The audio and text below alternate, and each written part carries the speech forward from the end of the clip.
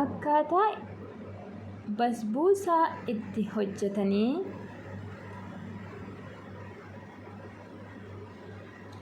yuutuuba tsiggeen kan jedhu like godhaa, subscribe godhaa, share waan kana hundumaa gootaniif galatooma. Like, subscribe, share. Yooyaa ashama harka fuunee kabajamtoota fi hordoftoota chaanala tsiggeen kan jedhu jalatti argamtan jirra jirtu waan jira obboleettiin keessan galata rabbiin isiniin jedha. Guyyaa har'aa immoo har'i jumaadha. Halawaa adda addaatu hojjetama jechuudha. Mana namaatu deemama. Kanaaf iyyuu har'a basbuusaa hojjechuudha banii. Basbuusaadhaaf maaltu barbaachisaa? Akkuma argaa jirtan iddoo kanatti rishtaadha inni kuni jechuudha. Rishtaa tokko ismiidii jedhamti inni kuni kana lamatu hojjetama jechuudha. Isa kana lama itti godha ismiidiidha. Inni kun aannan daakuudha. Aannan daakuu tokko itti godhama. Inni kun immoo sukkaaradha. Sukkaara gimmaasha. Fakkeenyaaf burcuqqoodhaan yoo hojjettan aannan burcuqqoo tokko godhattanii ismiidii burcuqqoo lama gootu jechuudha. Sukkaara immoo burcuqqoo gimmaasha. Aannanidha inni kuni. Aannan isa kana jechuudha. Kunoo isa kana. Aannan fireeshii. Aannan gimmaashadha kunis burcuqqoo gimmaashadha. Inni kun immoo zayitiidha. Zayitii ruubii gimmaashaa gadi kan jiru jechuudha. Ruubiidha. Inni kun immoo pikin paawudariidha. Pikin paawudarii maankaa guddaa tokko. Pikin paawudarii maankaa guddaa tokko itti godhama jechuudha.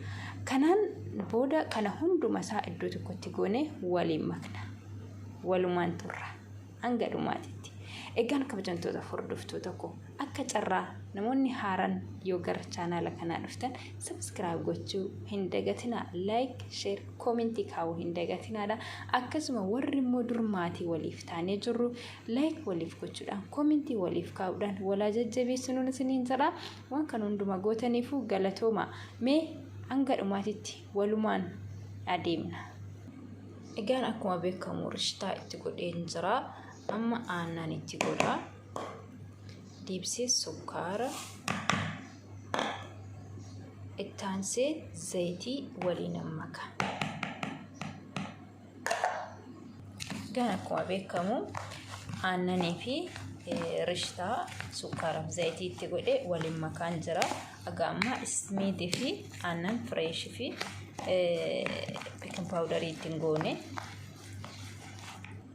Akkuma beekamu akkasitti waliin ga'een jira. Amma ismiidii fidee itti naqa.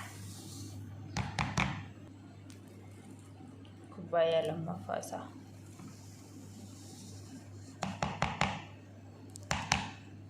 Akkuma beekamu kubbaayyaa lachuu ismiidii itti naqeen jira. Amma waliin hangaa. Ammayyuu aannan fireeshii ittiin goone dursa waliin hangaa jechuudha. Kunoo akkasitti waliin ga'een jira. Amma immoo aannanicha itti naqa. Pikin paawudarii. Ammallee waliin maka jechuudha. Kunoo akkasittiin waliin ga'een jira. Pikin paawudarii fi aannan amma itti godhe jechuudha. Hunda isaatiiyyuu waliin ga'een jira. Amma sahaanii qopheeffadhee sahaanitti naquu qofa jechuudha. Kan ittiin forona ittiin galchu. Akkuma beekamu kun qopheeffadheen jira jechuudha. Kanan forona ittiin galchu pireeksii moo maal jedhan? Akkasii dhadhaas kan ammoo itti diba jechuudha. Dhadhaas ta'ee wanta qabda waan barbaadan itti dibuu dandeessu. Jala isaa akka inni hin qabanne booda.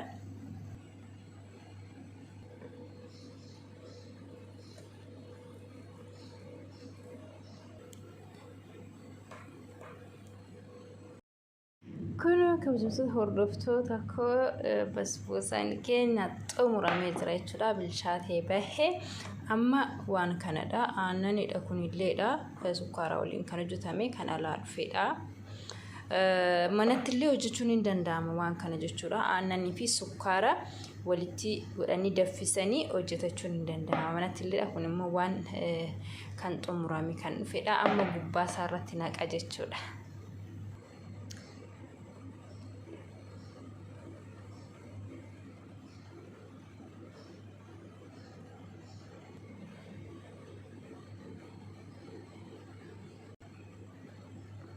Akkasitiin kana hunda isaa xuuxatee naanni jedhutti immoo immuraa jechuudha. Akka gosa seeraan tiniidhan jechuudha. Akkasii kun waliin ga'ee isiniin jira hunda isaa irratti iyyuu akkasitti waliin ga'een jira. Maashaallah.